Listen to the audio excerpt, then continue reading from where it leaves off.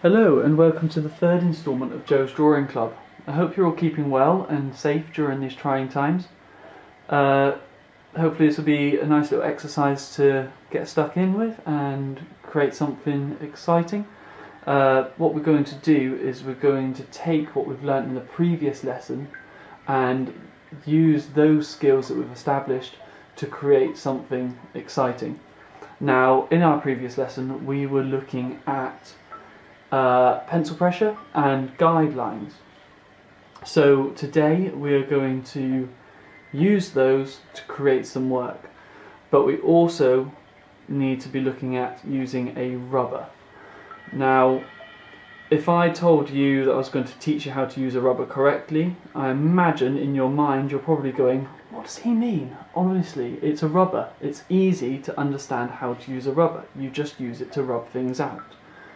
Yeah, you're right, but there's a few things I can say that will actually help you, I believe. So you won't need a number 3, and we don't need that. What we do need is a few pages of paper stacked up on top of one another to help protect the surface. We need a pencil, a rubber. The ruler's there on hold. We don't really need that in this lesson, but it's always nice to have one just in case you do want to draw some really nice straight lines. And of course we need our hands.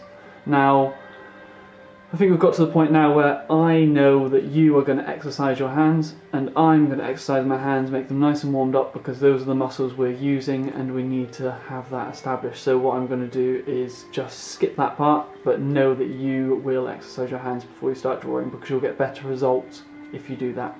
Alright. Okay, so how to use a rubber. I'm going to draw a line. I'm going to draw a very light guideline. So notice that again I use that line going away from my body. If I wanted to draw a line going up the page, I'm going to draw a line going away from my body, and then when I turn it back it's going up the page as a vertical line. If I don't like those lines, I'm going to use a rubber to get rid of those lines. Now, using a rubber, you do something that's very similar to when you use a ruler. In our last session, I was saying that when you hold a ruler, you press the ruler down with your hand, and then that stops it from moving around. Now, with this, we're going to hold down the paper whilst we use a rubber. Now, I'm going to use this rubber to rub that line out, and I'm going to push away from my hand. So if I'm pushing away from my hand, the paper won't crease, and I've just moved that away in one direction and that line is now gone. If I was to use this rubber and push towards, you start to bubble and crease the paper. Okay? Now, I've seen it so many times where people go to rub out and they do this, and then actually what they're doing is they're just removing so much of the rubber and not doing much of that line.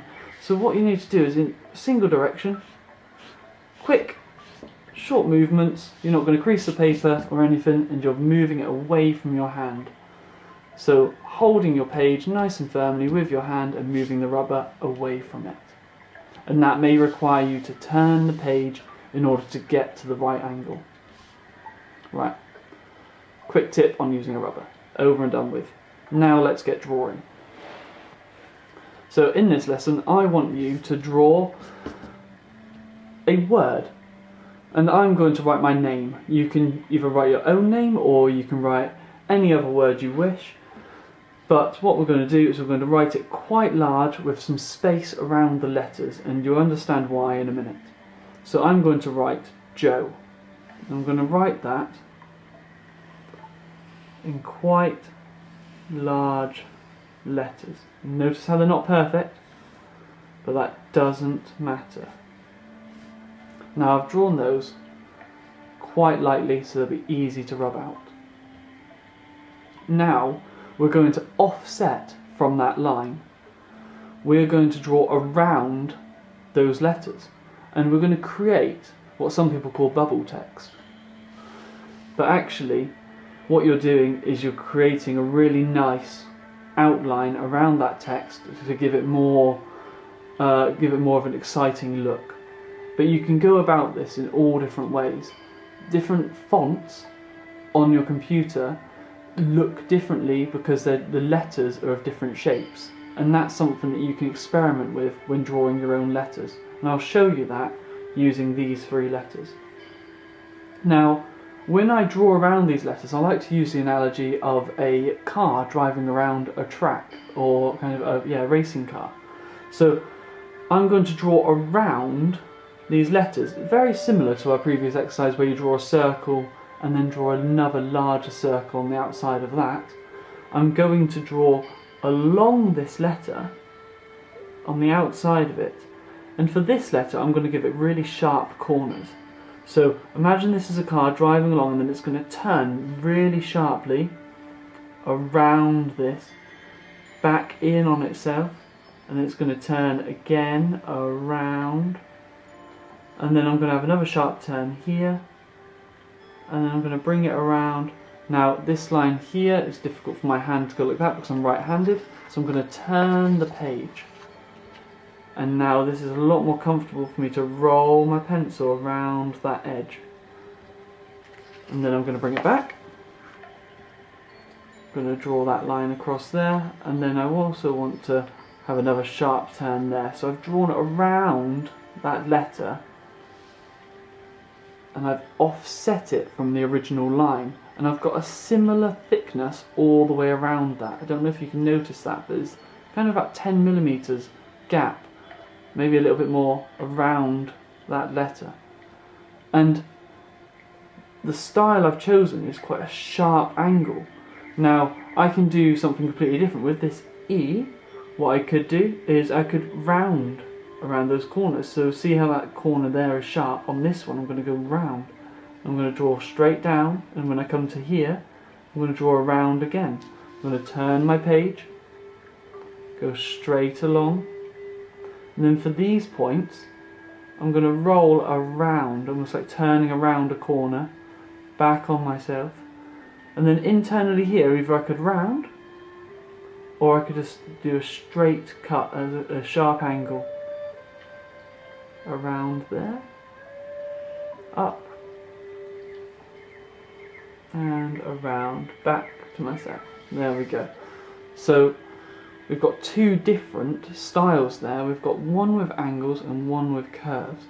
And then for this circle in the middle, this O, you can actually turn this into anything you wanted. So I could kind of have I quite like the cartoony style where it's kind of a small circle in the middle and then a large circle on the outside. And because of this circle being here as a guide, I can see that I cut short slightly on that one side. So here I'm going to overcompensate on that part and bring it back in.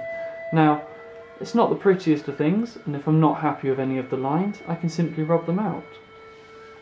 Now what I want to do is I want to rub out these internal parts, and using our new technique with the rubber I can do that without creasing the page. So holding the paper, I'm going to move away from my hand. I'm going to turn the page, and notice that when I do this I'm actually not creasing the page whatsoever, and I'm always using that rubber working away from my hand.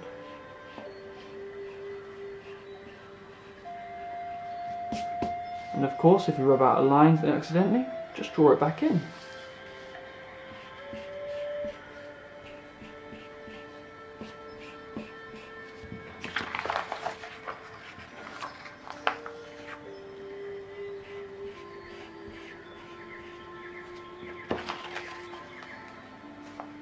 Okay, and there we go.